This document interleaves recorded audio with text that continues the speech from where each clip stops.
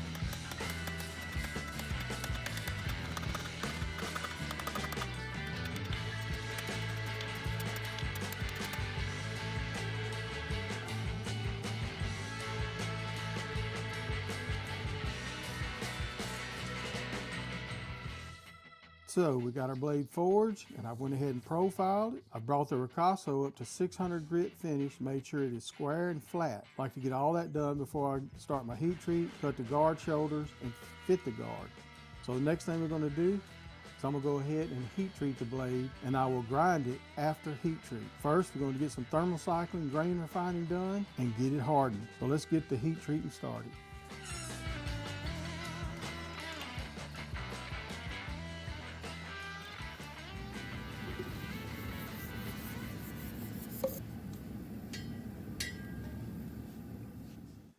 We got her out of temper. She come out good and straight after the quench, and I went ahead and cleaned it up. It's right here on the ricasso up to 600 grit. I'll finish that out once we start our finish work. But the next thing we're going to do is I'm going to put on a file guide, carbide faced, and cut these guard shoulders. I normally use an end mill to do this, but I realize that everybody don't have that. So I try to do a few things that you may be able to accommodate with your tools. But at least have a carbide faced file guide so you can do several things with it. Then we'll grind the bevels. So let's get to it.